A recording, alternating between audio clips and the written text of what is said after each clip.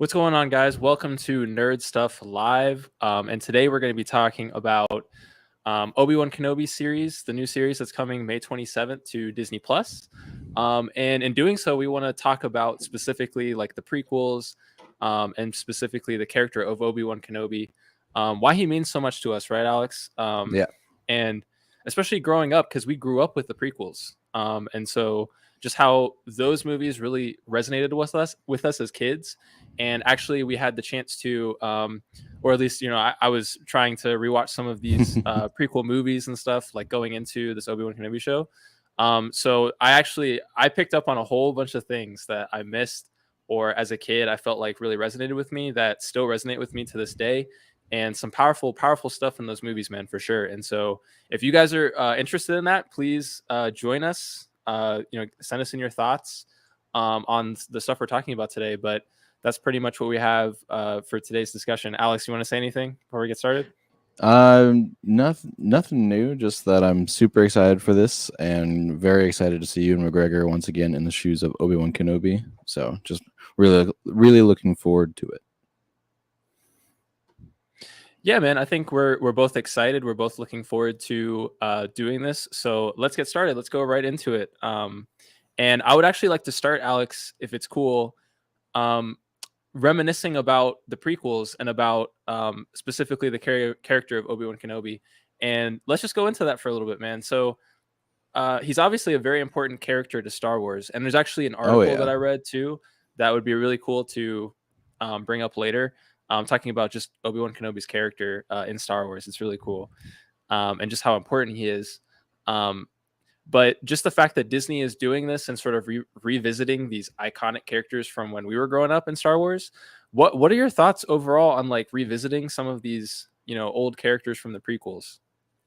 Well, I'm just excited to see them brought back into live stream or live action. Because we've seen some of them in like Clone Wars, the animated series, and Rebels and such, but we haven't really seen them come back into a live action film or live action TV show in this case since Episode 3, with the exception of seeing Darth Vader in Rogue One, which I don't believe was Hayden Christensen in that case.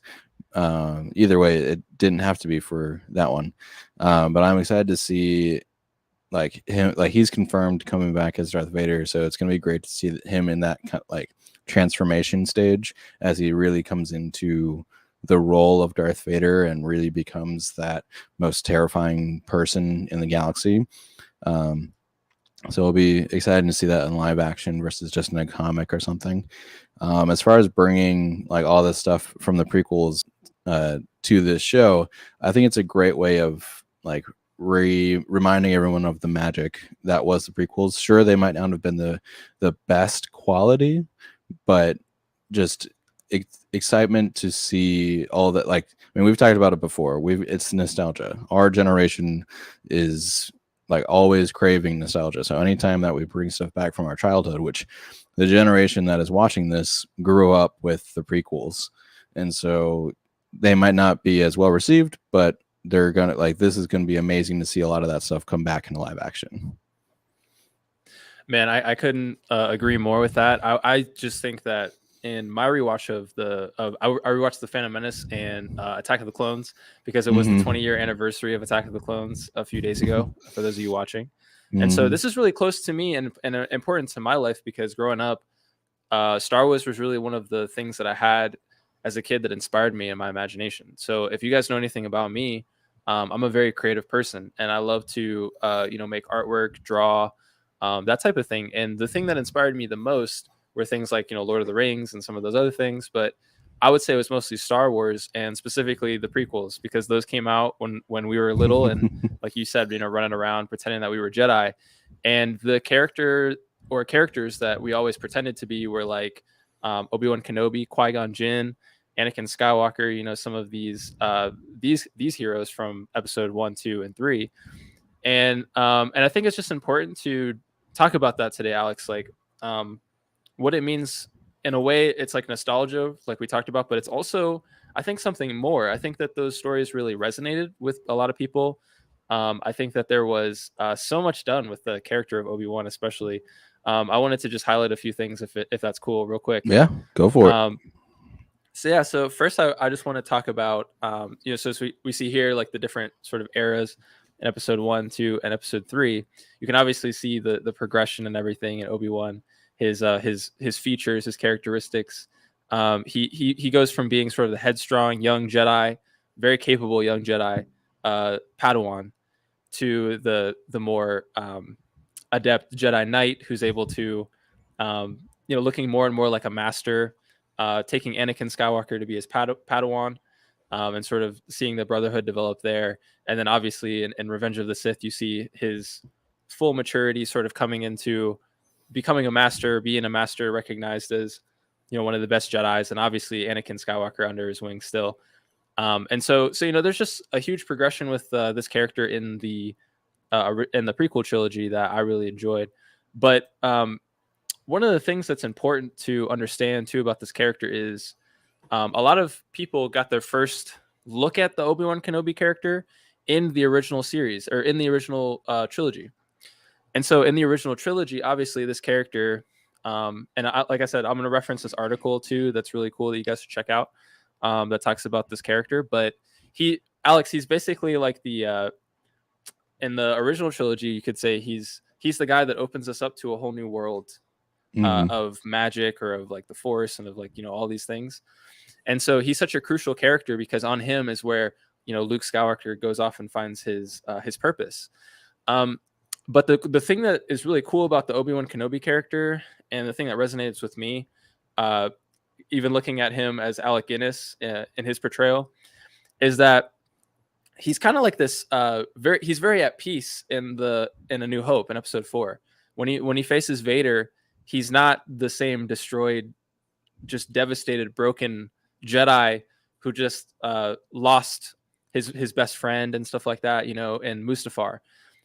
When we see him in A New Hope, he's actually quite peaceful and quite calm. And when he fights Darth Vader, you don't see this sort of like broken man. You see this very wise, very almost like almost like pacifistic or whatever type character, who's like very much like he's at peace with his demons, so to speak, or things that are haunting him. So there's this huge gap, which I think that's what they're trying to explore in this new Disney Plus show. And I wanted to get your thoughts. I wanted to get your thoughts real quick on that, like the aspect of Obi-Wan Kenobi being basically like such a central figure in the entire Star Wars saga. And the first time we see him in the original trilogy, obviously it's Alec Guinness, but he's like super calm and laid back, and he's kind of faced it seems like he's faced all his demons. But it's very different from the prequels, Obi-Wan, where we see him at the end of Revenge of the Sith, where he's definitely not at peace. He's definitely broken and defeated. What are your thoughts on that? Him, like his sort of his journey.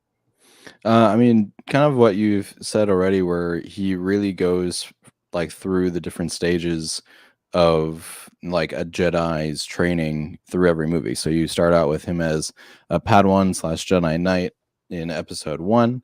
And then in Attack of the Clones, he starts getting more into that master role, bringing Anakin under his wing. And then episode 3, with Revenge of the Sith, we get him fully as a master on the Jedi Council, kind of not like Mace Windu being the right hand. He's kind of the left hand of Yoda, to where he's making a lot of decisions, kind of moving forward with how they proceed with politics without getting too involved, but also is a full-on military general, and like is commanding troops of soldiers to go fight in a war that they don't necessarily think they should be a part of, but they have an obligation to be kind of involved and help try to bring balance.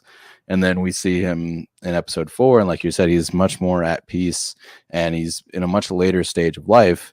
And there's a little bit that we can see through the lens of Clone Wars, which is technically before episode 3, but with some of Rebels too, which I haven't seen the whole series yet, but I've seen a lot of snippets of different cutscenes with him, and there's a like encounter of him with Darth Maul coming back.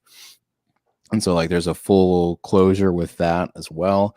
And you can see kind of how he's been living out on Tatooine and just observing. And so he's realizing that he has to become this kind of third party, like third person view, watching Luke grow up but not being able to interfere, which is what we're really going to see coming up with this new series. But once we get to Alec Guinness, he's the full master, where he's really in touch with his inner peace and in touch with the Force as a whole, which is like where he becomes one with the Force and more powerful than you could ever imagine. And becomes the Force ghost in the later episodes, who trains kind of the hero of the next trilogy, or like the mentor for the next trilogy. For the sequels is all Luke Skywalker being the mentor. And so his mentor is Obi Wan. So it all traces back to Obi Wan, whether it's him training Luke or him training Anakin. He trains both sides of like the best good and the worst bad, to where you've got Luke and you've got Darth Vader on the other side. So he trained both of them. So that's kind of where all of that comes back to. Which is one of the reasons I love Duel of Fates, is there is an analysis done where it's like, this is literally, depending on who wins, will decide the fate of the galaxy and the fate of Anakin. If Qui-Gon wins, then he is trained in the way that he wants to be trained and does a proper way, versus if Darth Maul wins, or technically like Darth Maul defeats Qui-Gon, now he's trained by Obi-Wan, who's not as wise. And so he's trained by a faster, more brash master, rather than a much wiser and more experienced master like Qui-Gon Jinn. And so that's kind of that real dichotomy comes into play when we get into Return of the Jedi and we see his two Padawans fighting each other. He trained Vader and he trained Luke. So it's literally his training against his training. So it all traces back to Obi-Wan in some way or another. Definitely, man, definitely. And I think moving forward, let's keep going down, sort of talking about some of the relationships here between master, apprentice, those types of things, because I think it's going to play very heavily into this Obi-Wan Kenobi series. And everybody stay tuned, who's watching, stay tuned to the end, when we're going to give sort of our final predictions and thoughts. As of recording this, the Kenobi series has not yet premiered. The first 2 episodes, they're going to be coming on May 27th. But before we get into that, we do want to give you guys our thoughts and everything before that happens. But Alex, I love your answer. I love your insight, especially talking about how he's trained, the two sort of main characters and the main heroes from the different generations. He's not only just a great character in his own right, but he's also very influential with just the entire Star Wars saga. But I wanted to say, in revisiting my episode 1, Phantom Menace, I really loved the relationship between Master and Apprentice with Qui-Gon and young Obi-Wan, because this is so underrated. I think, as a kid, as younger viewers, you might not appreciate just some of the chemistry and stuff that can go between 2 actors in a role. But I thought the chemistry between Liam Neeson and Ewan McGregor in The Phantom Menace was phenomenal. I thought that Qui-Gon played this great wise master who understood like the living Force. He understood living in the present, but also keeping your mind on the future, sort of seeing the prophecy, because Qui-Gon is basically the only one that can kind of see Anakin as the chosen one. He's the only one that can kind of see the potential for this young boy, whereas the Jedi Council, which he kind of butts heads with, he's not considered a Jedi Master because he doesn't obey the Council. He doesn't like sort of listen to them. So that's he's much more of a traditionalist in the sense of training in the Force and the prophecy, versus the like legalistic and kind of progressive Jedi Council that kind of goes with whatever, like at that time as the Republic, like they're kind of in line with that, rather than what Qui-Gon kind of goes back to, like you said, the prophecy and how the Force is living and how it interacts with everything and living in the moment,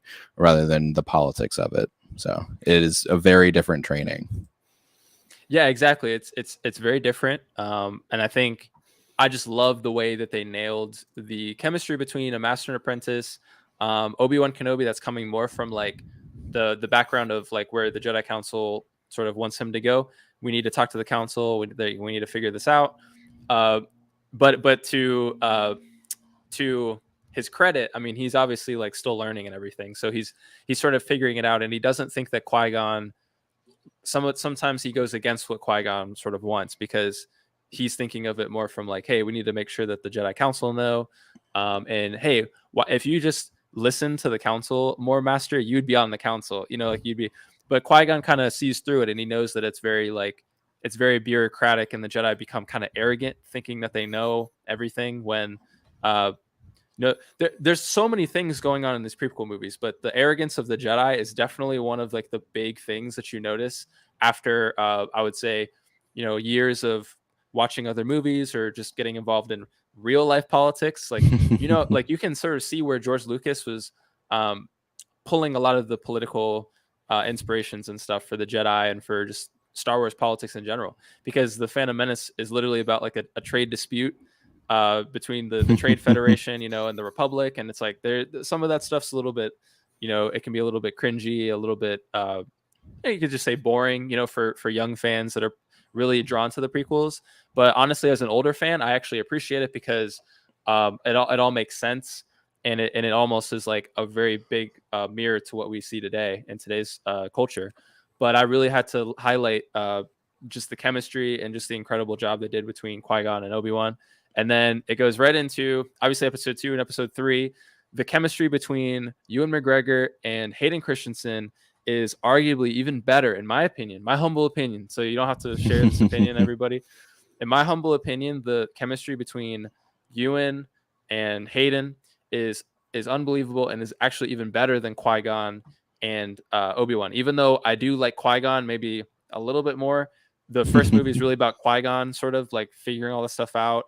Doing that stuff with Anakin, fixing the ship, getting the Queen safe, fighting Darth Maul, getting Obi-Wan to the next level as a Jedi, and also having Obi-Wan promise him that he's going to train Anakin. So that leads into Anakin and Obi-Wan being together. But oh my gosh, man, like, what are your thoughts on? Well, I mean, obviously, I didn't ask you about Hayden and or about Liam and Ewan, but what are your thoughts on the master apprentice roles between Qui-Gon and Obi-Wan, and then Hayden and Obi-Wan? Because, dude, to me, they just nailed it. I know people say that Hayden was really wooden in a lot of his scenes. I don't think that's fully true, because, like I said, I rewatched these movies, and I think that he did an amazing job. The script that he had to say was a little bit tough at times, like the stuff he had to say. But when him and Obi-Wan are together and like they're back and forth, you see the arrogance of Anakin. You see like his, he's very obviously very brash, but he kind of thinks he can do it all. And Obi-Wan is kind of like jealous of him, but also like trying to rein him in. And you just see that, but they're at the end of the day, they do like have this very like brotherly relationship. What do you think about all that? Well, I mean, a big difference for me between like Qui-Gon and Obi-Wan versus Anakin and Obi-Wan is like one is a much more of a master apprentice, and the other, like you were saying, is like a brotherly, like kind of like if your older brother was the rank above you, kind of that feeling of like, oh, I guess I have to listen to you, but I'm not really going to listen to you because you don't have that much authority over me because you're my brother. Or like exactly. That kind of like, when in reality, the authority is the same, but it's just a different relationship. And so going into like the actors' chemistry themselves, I think Liam Neeson completely knocks it out of the park with being that, like you were saying, that wise, kind of patient, like calculating, but also very knowledgeable of everything. And Ewan's portrayal of kind of this younger Jedi Knight trying to make his way, trying to you can tell he's trying to get into the council, because he, like you said, always mentions it. Like if you did it, you would be on the council. It's like, well, I don't really want to be on the council. And like that doesn't quite register with Obi-Wan. And then like, and you can see that with Ewan's acting and how he's a lot more instinctual than he is later on, because he's kind of feeding off of Qui-Gon Jinn's and Liam Neeson's acting is to like, you want to be in the moment. You don't want to just worry about the politics of it. You got to be in the moment and like do what is right, not what is correct.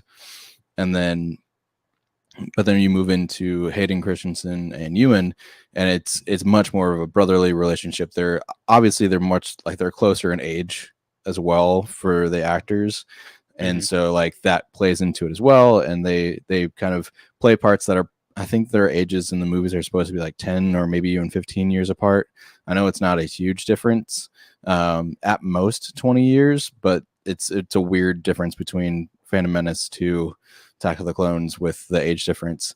But like it's once we get into Attack of the Clones and Revenge of the Sith, it is like you were my brother Anakin. Like that line like really sums up the relationship where it's like this is what it is, and it's now spoiled by the dark side, and like he feels like he failed him, and it's kind of that realization and why he goes into hiding and tries to become more in touch with himself is he realizes that he didn't train him the way he was supposed to. Like he trained Mm-hmm. him in the Jedi Council way rather than the way of the Force. And so that's kind of the big difference is Anakin was brought up in this like bureaucratic go up the ranks, like get the rank of master, and that's like the top of it, rather than the Force and how to become more in touch with the Force and using the Force for balance rather than power. And getting into like the acting, Hayden, like you said, he had some rough lines that he had to deliver, and he delivered them as best as he could. Obviously, his acting episode 3 was much better than 2 because he kind of fell more into the shoes of Anakin Skywalker rather than getting like pushed into the role for episode 2 as much. Like his first big role in a movie, as far as I can remember, that was his like kind of jumping Yeah, off it point, was. but Yep. also it also ended up being his last thing he did, or he did one movie shortly after called Jumper. But He did a after couple that, movies. did he do a couple? I know the one I know of for sure is Jumper, but I know he didn't do much after, and then he I think he did basically like left Glass House, Hollywood. or I think he did like Glass House or something like that, and a couple other things. But But yeah, definitely like something that kind of is a testament to how well they work together is the fact that he's coming back for this. Like he's coming mm-hmm, back to mm-hmm. play Anakin as Darth Vader and to be side by side with Ewan McGregor. And like he's coming back for that, which means he's dedicated. Like he loves the role, and there has to be some good chemistry there, or he wouldn't be coming back for it. Right, exactly. Yeah, I feel the same way. And him coming back is just such an incredible thing because it's actually caused me to revisit Star Wars in a way and get excited in a way that I wasn't before. Not saying that I don't like Luke Skywalker. I love Luke Skywalker. I think he's a great character. Bringing him back in The Mandalorian got me really hype and really excited. But let me tell you, man, these Ewan McGregor, Hayden Christensen, having them come back. I mean, I'm gonna pull up the picture again. It's like there's just something so magical about the way that they, acted, the way that they performed. They did have this brotherhood, exactly like you said, and they were done kind of dirty during the time. I remember it was, I was a kid in 2005 when the movie came out. I remember it being very violent, very controversial movie, Revenge of the Sith. I'm talking about, Mm-hmm. and just knowing that he becomes Darth Vader, and it's like such a tragic story. Um, but I thought that the performances were actually really great, and I thought that there was a lot of incredible storytelling that was done, even though it might be a little bit boring at times. There's some childish stuff. I mean, Jar Jar's pretty silly. He's really silly and brings some of the seriousness down in Phantom Menace. But I also think it's kind of a cool thing because there's sort of like a charming element to the Gungans, and the whole idea that it's like the unlikely hero becomes like the guy that helps save the entire planet. You know what I'm saying? And it's like kind of heartwarming when the people of Naboo and the Gungans like come together and stuff like. And this is coming from a hardcore movie fan who watches tons of movies, like good and bad. And I know when a movie's, and Alex, this Oh as well yeah, too. You yeah. know when a I've movie's seen like, plenty of bad movies. Don't worry. yeah, don't worry. Like we're not coming at it from like, rose tinted glasses of like, yeah, we like the prequels are amazing and people don't know what we're talking about. It's like, no, like we can see a lot of problems with them, but overall I think they were really well done. And the direction of the movies go almost like in this, there's this growing dread that builds to Revenge of the Sith. and the stuff that Palpatine's doing in the background, where he's getting more and more power and he's manipulating people. And it's like you can tell, even after like knowing where it goes, eventually you can tell where things are going and where things are headed, and that the Jedi, their minds are clouded. The Council, they don't really trust the prophecy. They kind of are stuck in their own ways. The Republic's become very bureaucratic, which means that the people with the money, the people that pay the politicians, are basically in running things, and it's not about like helping the people. And so it's basically all about like a power grab. And you can obviously see all this stuff leading to a galactic empire. I love all of that stuff, but man, for sure the Obi Wan Kenobi relationship with Qui-Gon, and the Obi Wan Kenobi relationship with Anakin is great. And I'll just say another thing about Phantom Menace. I keep talking about Phantom Menace, but I think it's because it used to be my least favorite Star Wars movie before the Disney stuff.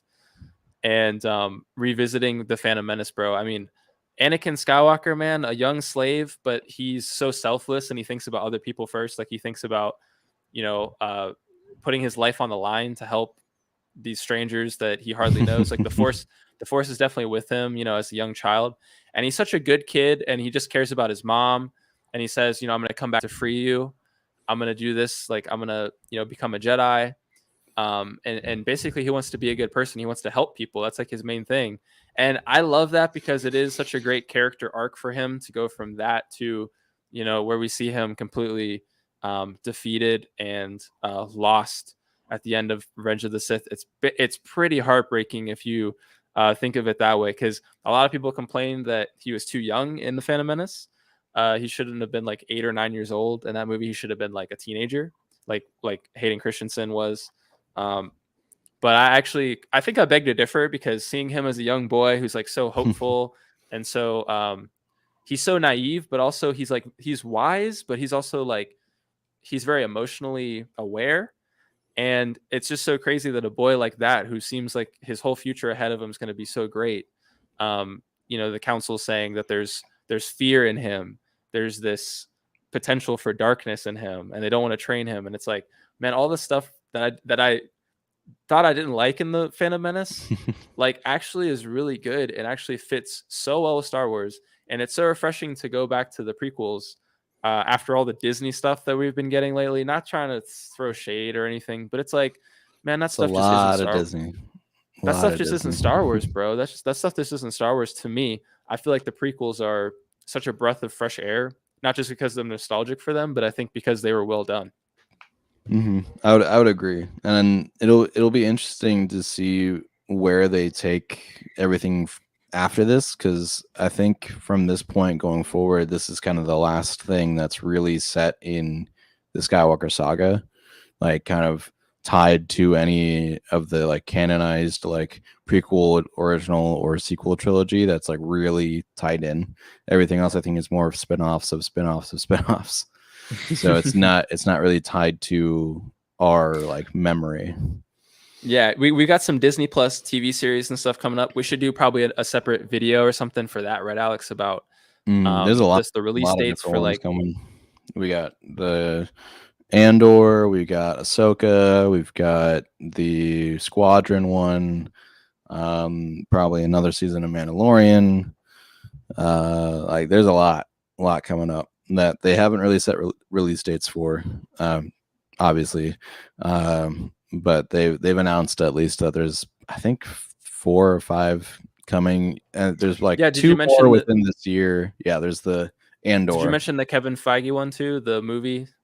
No, I didn't know. I don't think I heard about that one. Yeah, Kevin Feige's doing a Star Wars movie, I think, but they haven't announced a release date yet. Yeah, I didn't know that was the thing. I didn't even know they were doing another Star Wars movie, because everything I've heard of was all miniseries. So like Ahsoka and Andor and stuff. They're doing 2, actually 3, but the one with Patty Jenkins, Rogue Squadron, that one they put on the shelf for now. Okay. But Taika Waititi, the Thor director, and Jojo Rabbit, incredible director, man. Yeah. He has a Star Wars movie that's I think written or being written, and he's going to be directing that. And I don't know when that release date is. And then Kevin Feige has one, and they just announced I think a week ago that the Kevin Feige one, they haven't finished writing it yet, but that the Kevin Feige one is going to take place not outside of the Skywalker saga, like you said. Like it's going to Mm. be something completely different. So we could theorize about that some other time. Is it going to be Old Republic? Is it going to be something way in the future? We don't know about that, but there's a whole bunch of Star Wars projects out there, and it all goes back to what you said about how Disney is going to be kind of looking at this Star Wars brand and the franchise moving forward. Yeah, definitely. As I'm looking at a list here, I see, yeah, Rogue Squadron was announced, but was apparently shelved, and then Untitled, Taika Waititi, and then the ones that they announced, I think 2 or 3 years ago, was like Ahsoka, Andor, The Acolyte, which is more like High Republic, and then a droid story, which will be, I think, kind of similar to the really old animated, like the Droid Tales or whatever that was, which I think are on Disney Plus now. And then, yeah, there's a Kevin Feige project that's just announced, and then Rangers of the New Republic, which I think is going to be with this says with the Mandalorian timeline, which I think is what I can't remember her name now, but she was like a drop trooper, and like I think her character was a ranger. You're talking about Gina Carano? Yeah, Gina I think Carano's her character might have been part of the Rangers or something like that. Granted, she's probably not coming back for it, but I think it might be something related to that. Coming back. Yeah, yeah. But I think it might be something related to that. But whether or not, that's still not related to any of the original like Skywalker saga canon. I'm excited about that. We need to save that for another live stream, another stuff definitely. Live. We got to talk about all the Star Wars stuff going forward and what our thoughts are on completely new Star Wars that doesn't really have anything to do with episode 1 through 6, 7, 8, 9. Just keep going forward or backward. We don't mind, but I'm really interested to see some new Star Wars because the universe is pretty huge. We kind of keep going back to like a 40-year period, but my favorite thing is how it's always the trope of we always go back to Tatooine, regardless of what it is. What? We always end up on Tatooine. I was so happy when Obi Wan trailer dropped and he was on a new planet like almost immediately. I was like, man, that's great, because it's like, oh, I gotta leave. Series where, yeah, we had a whole series where Boba Fett was just on Tatooine. It was cool, but it didn't even really feel the all whole, that right. Whole thing. Yeah. So we can talk all about that later, but really, if we go back to Obi Wan, we can kind of get into sort of his character and where sort of it's left him after the Revenge of the Sith. Okay, and so there's this whole period right now that we're going to be exploring, and he's obviously lost, he's damaged, he's broken. I can just imagine some parts of this show are really going to show just how defeated he feels and how maybe alone he feels, and the training and stuff that he wants to try to provide for Luke Skywalker, it hasn't become a reality yet. He's just kind of moping around the desert or doing his thing. We also saw some concept art as well, though, too, that he's also going to be encountering Darth Vader, and obviously, like, through the trailers and stuff, like, you see him, they're in each other's presence, and that image is just so crazy, man. That's just such a crazy image. It's insane. It'll be crazy to see Darth Vader do, like, a real lightsaber fight in live action. Oh, he'll be moving, too, right? And I'm excited for that, because the closest we saw was in Rogue One, where it was the hallway sequence. And that was right before A New Hope too. Right. And so I'm excited to see a young Darth Vader fight, because like just even based off of their fight on Mustafar from Revenge of the Sith, it could be something insane. Exactly. And Anakin Skywalker, he's going to be Darth Vader now, but he's also still probably thinking about his loss to Obi Wan Kenobi, his loss of Padme, the loss of his children. Whatever it is, he's going to be going through a lot. So it's just so cool that Hayden's back, that Obi-Wan's back. We really needed this series, man. I think we needed this series as a fan. I know you probably echo the same sentiment as me, but I wasn't really feeling as much of the current era of Star Wars. Not to say that I'm not, back in 2015, I was buying the Kylo Ren stuff. I was like getting Finn. Yeah. Like, I was excited, man. The hype for Star Wars after years we had the prequels and then nothing, and then George Lucas sells Lucasfilm, and we have Star Wars by Disney, and it's like, oh, it looks exciting, but they were trying to do something different and maybe reach a different audience with the Star Wars movies that they're trying to put out now. And so people were disappointed. But now, going back to some of the most important characters in the entire Star Wars franchise, and seemingly exploring some really interesting things with these characters, and we already talked about the chemistry that between Ewan and Hayden, and just being able to see maybe some flashbacks or some scenes of the two of them together. You want to talk about that? Just how this show is really needed right now, because of, I think, we can only speak for our own opinions, but in my opinion, the Disney stuff really was pushing fans away in a certain way, and fans of the prequels, because maybe they just wanted to appeal to different types of fans or different people. So there's probably reasons why they lean certain ways. But going back to these old characters that we're familiar with, that were really inspiring for us as kids, but maybe trying some new different things with them. What are your thoughts on that, man?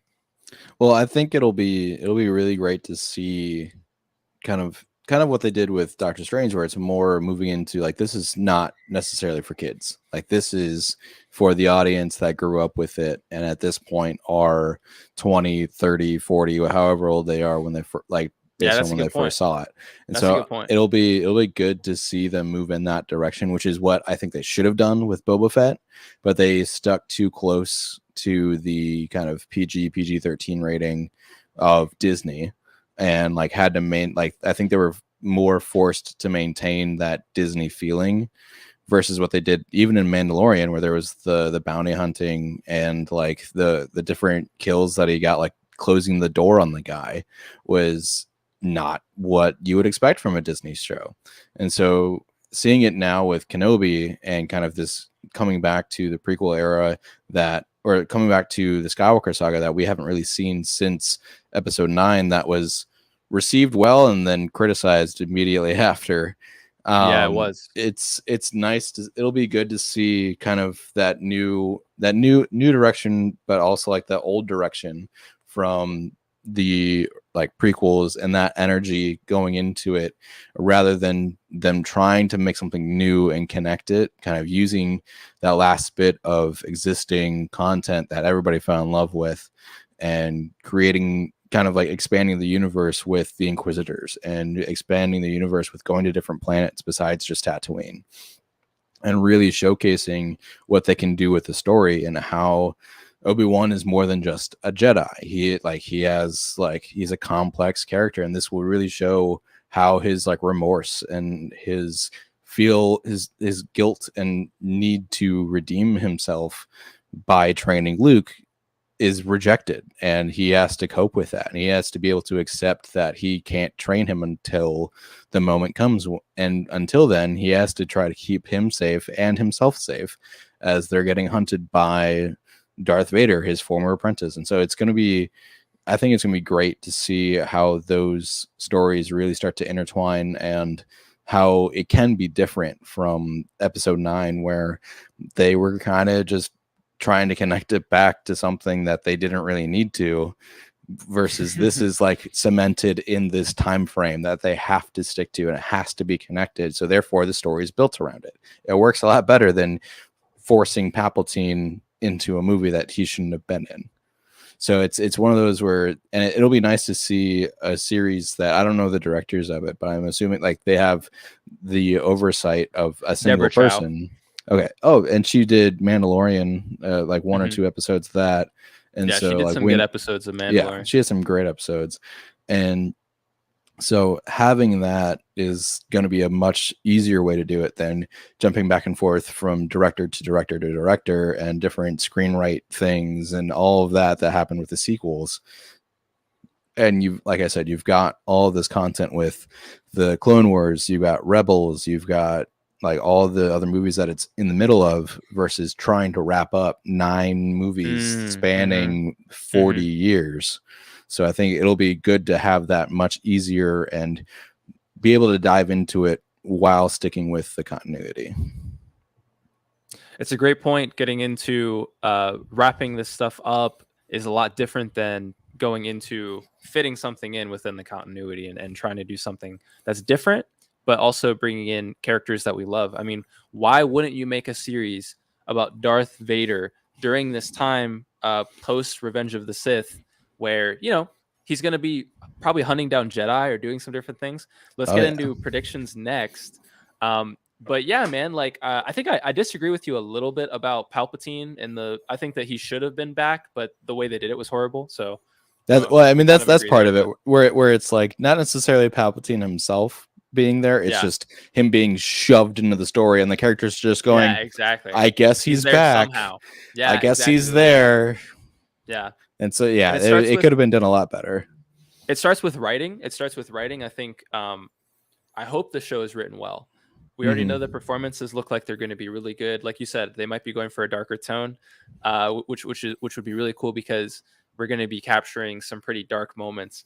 I mean, it's just literally like how worse can life be going for you if you're a Jedi than if your own Padawan uh, obviously tried to kill you, tried to, you know, what, but turns out to become like the most, you know, devastating tyrant in the entire galaxy. It's like, man, you can't really fail worse than that, especially if your goal was to train The the chosen boy one. that your train your job was to train the chosen one. You did a real good job of that. You know what I'm Yeah. saying? Um, but you know, it wasn't. It's sort of like the balance comes later, but believing in the force that he will bring balance eventually. There's still good in him. You know, these types of things are probably going to be huge because Obi-Wan's got to hold on to some type of hope. I think you mentioned that, like holding on to trying to redeem himself some way. So I'm just really excited to be seeing some of these themes explored. Uh, Obviously, guys, like, you know, let us know what your thoughts are. Like, do you think we really needed this Obi-Wan Kenobi series? Like, do you think that we needed it? To me and Alex, I think that we both say we do because you are inserting something in the continuity, but these characters are so important to Star Wars. It just makes sense to sort of bring in new characters and new situations for them to experience. But there's such a huge gap, like we mentioned before, between the Obi-Wan Kenobi that we see at the end of Revenge of the Sith, the Darth Vader, Anakin Skywalker that we see at the end of Revenge of the Sith, and these same characters that we meet in A New Hope in Episode 4. So there actually is a ton of stuff to pull from. And so I think that, you know, you let us know what your thoughts are. But here, I think we're both really solid that we really missed these characters first and foremost from our childhood. But there seems to be a lot that you can really throw into this show, and we're not going to talk about leaks and some of those things because some people have already been like, I am ignoring any leak, yeah. spoiler, whatever. I I saw already one spoiler. regret Do you want me looking to? at the IMDb page where it talks about how many episodes a character was in. I was like, oh shoot. Oh no, no, I didn't dude. even think about that. Do you want me to spoil? I won't spoil it, but I saw one spoiler, and if it's true, you know, Yeah, it's don't say nothing. Hey, don't say yeah. nothing. I've been Yeah, I don't want to let it avoiding. jade me. I don't want to let it jade me because I still think there's so much potential. There's so much good that can come out of this show. I'm telling you, man. But if it's bad, if the show ends up being like more Book of Boba Fett, which is like, you know, a decent, enjoyable show, but definitely something where they pushed his character to the side in favor of some other things with like the Mandalorian, and then they kind of crammed everything in at the finale. Hmm. If they do something like that with this, I think it's going to sour it because it's only 6 Oh episodes. yeah. So I I mean, mean, why are you? there's you shouldn't try to push too much into this chunk. Don't try to cram it all in. Yeah, in the finale, especially like when you have all these different plot threads and stuff that need to be tied up. So I'm hopeful that they don't do that. Mostly structuring issues and maybe some writing issues, but hopefully that's going to be ironed out. But let's move into our predictions, man. And I'm going to Yeah. actually say one thing before you go, and Alex. One thing I really hope happens is this right here. This The this Force right here. Ghost of Qui-Gon. Oh man, dude, this right here. I'm such a huge fan of this. Okay, because Qui-Gon is one of my favorite characters, and revisiting these prequel movies, and I'm gonna probably watch them a couple more times before May 27th. I'm gonna try to get my prequel in so that I can be able to catch all the different references. And I swear, Yeah. if this happens, it'll be amazing because Qui-Gon was such a knowledgeable, wise character with the Force. Obviously, he told Obi-Wan, on his dying breath, his dying wish was for Anakin to be trained as a Jedi, even knowing that Obi-Wan would get a lot of flack from the Council by taking Anakin to be his student after they forbid him to be trained. Um, Qui-Gon was the type of character that kind of didn't care about the established order and like the rules, and he was very powerful with the Force, and so it makes sense to bring him in. Obviously, it would make a lot of sense for him to maybe minister to Obi-Wan in like a really crucial time, and maybe explain why he hasn't appeared before to Obi-Wan. But oh my gosh, I mean, Liam Neeson, I'm not sure if he was in an interview and someone said, "Hey, are you in Star Wars?" and he like denied it or not. But I really hope that if he denied it, that he's just lying, and Yeah, I he's mean, actually in the show. yeah, I mean, if you get asked that question in that position, you have to say no, regardless if you're in it or not. I mean, you can't say like, oh Yeah, yeah, you I'm can't be going to be coy. in it. You can't do that. You can't pull a Yeah. Tom Holland. You can't pull a Andrew Garfield. Yeah, Andrew Garfield, Tom Holland, any of those guys. Oh. Yeah, so that's like my I just love the character of Qui-Gon Jinn. I think I'm just like a huge fanboy. But it makes sense for the character of Obi-Wan. It makes sense for the character of Darth Vader, because maybe Obi-Wan is mad at obviously mad at Qui-Gon. Like, why did you make me promise to train the boy when he's going to turn out to be this? Like, you're obviously wrong about him being the chosen one. But maybe through a conversation or two, Qui-Gon's kind of saying, "Hey, just trust the Force. You've always been living too much like outside of what's actually happening." Or something like that. If I wrote the show, I might have said something like that. I don't know, along those lines, but I'm not writing the show. So, Alex, what are some of your thoughts and predictions for the show?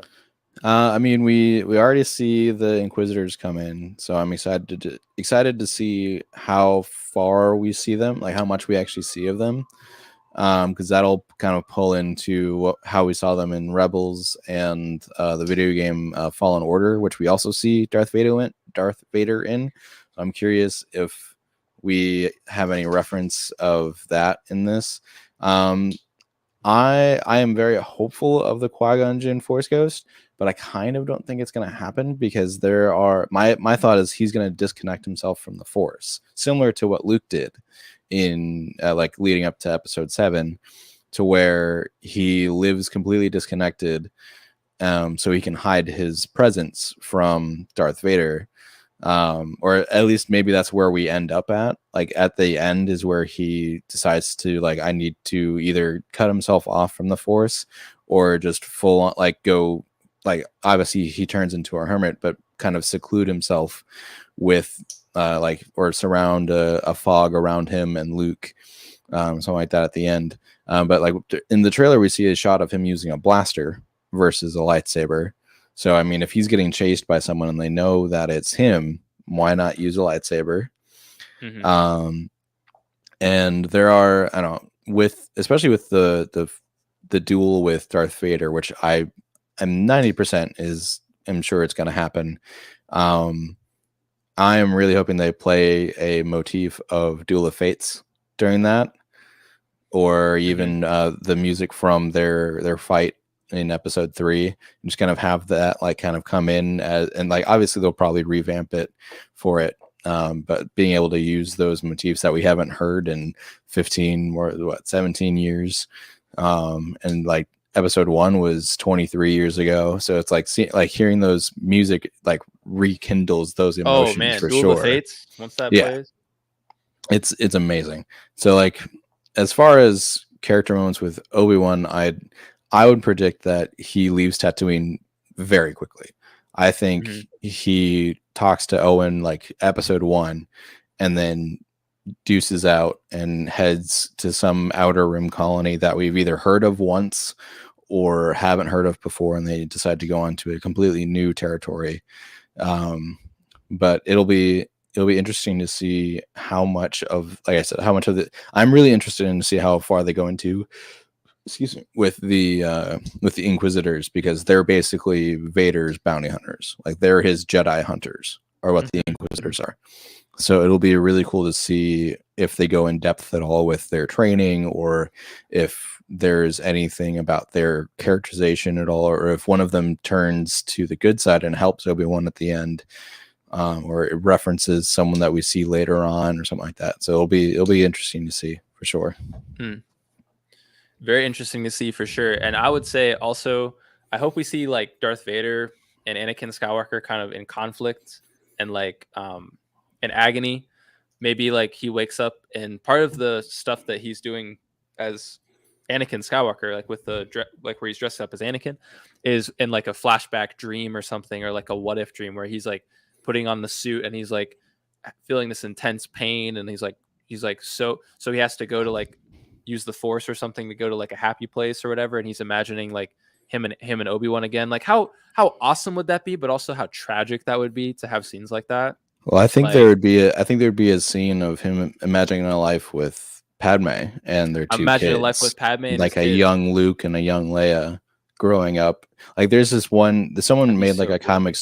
comic strip of like what could have been, and it's like them as kids, and then later on they like show like Anakin as a grandfather to Ben Solo, and like kind of those interactions that could have happened, but they went in a different the universe went in a different direction. Yeah, yeah, yeah. So tragic. Sorry, we were like pausing there for a second. So It's all good. It's so tragic, just his story. And like I said, revisiting these movies, you see the decline. You see he's still a good kid. When he gets a little bit older, he starts to just get that arrogance because he's such a gifted Jedi in the Force. I mean, can you blame him? Like he's so gifted, and he's like, Obi-Wan's telling me all these lessons and telling me to do this stuff, but like I have like these reflexes, and I kind of just know, like I can do it. But then he also gets humbled a couple times, by Count Dooku, or whatever it is, and he's he is the chosen one, but it's like, he has like these different issues that he has, like these dreams, these nightmares, especially with his mom and with Padme. And it is tough. He's a child full of fear. He was a slave child, and really at his core, he doesn't want things to change. He wants to be safe, like he wants to be comfortable. And it was that need to be safe and to be comfortable and not have things change, that had him seek out the dark side and the power to control the fates. And so it's a very tragic story. And Obi-Wan is also part of that downfall too. Like Obi-Wan was, like you said, he was a brother, but he was also like the type of guy that was like, we serve, like we have a duty to the council, to the republic, to democracy. Yeah. Like we have a duty we have to obey. It's like, well, Qui-Gon probably would have questioned the Jedi Order too, like, and just oh been yeah, like, I hey, mean you he guys are did doing some all the wrong stuff. time. All the time. That was what he was known for. And because they were being really rude to Anakin, they were being like, we reject you, even though like we're gonna kind of keep you around and tell you to do stuff. They were concerned with, I think, maintaining their own political power as the council, rather and than also like keeping a leash on his like raw power that they felt. Like there's so many mixed they were trying to emotions that keep a could leash go on. either way. They were So they trying to didn't keep a want leash to on his risk power. it. Yeah. Yeah, and I think that all of that, like them trying to basically like slow up what the Force is doing, thinking that they knew what the Force was doing, was what led to them being able to be clouded and manipulated by Palpatine. And you can clearly see that even from Episode 1, where they're kind of like, hey, we're gonna discuss this, we're gonna figure out who this Sith is, like we're gonna try to like get to the bottom of it, rather than sort of going themselves and all kind of like being on the same page. There's just all these little like political stuff within even the council. So anyways, I think that it would be full circle if you saw, some of the dream sequences of Anakin Skywalker maybe not going down the path that he did for Darth Vader. I think that stuff's going to be super cool. Very tragic though, but it will be cool. It'll be tragic and cool because we'll get to see, Ewan and Hayden possibly in their old costumes, maybe in like the Clone Wars costumes. You never know. You might see Ahsoka. I mean, that'd be so cool. Like, there's maybe some Clone Wars stuff that they could flash back to as well. Yeah, I'd be surprised if they pulled in Ahsoka. But it would definitely be an interesting kind of cameo for her to pop up. especially since she's got her own show coming up. So it'd be, and they've already obviously got her cast for the live action. Granted, she's kind of an older version of Ahsoka, so it wouldn't really fit the timeline here. So, Right. but it'd be an interesting cameo if she showed up. Yeah. Well, I think that's gonna really kind of do it for this show. I mean, we really wanted to talk about the sort of what the prequels and what these older characters from Star Wars and the prequel era really meant to us. And then also just talk a little bit about the show and like the things we're most excited about. And so, Alex, do you have anything else you want to add before we go? Because I think that was a really good. I really enjoyed that. I mean, nothing really new to say, but I'm very excited, and we're a week away from getting 2 episodes, so I'm definitely pumped to see those and see what they do with it. Yeah, for sure. And you guys, thank you so much for watching. If you guys are watching this live, I appreciate you. If you guys are watching this later, we also still appreciate you. We're gonna be live not every week, but like maybe every other week. And we're going to be talking about all the different styles of nerd culture, geek culture. There's a difference between nerd and geek. Oh, yeah. What it is, but It's definitely a difference. As someone who knows people from both sides, I understand. I feel like I dip my sides. I mean, the way I talk and like how excited I get about stuff.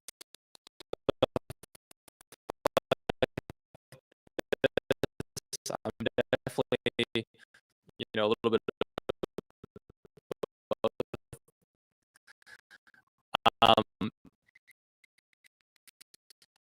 But yeah, Alex, I appreciate you being on here, man. For sure, we're gonna keep rocking this.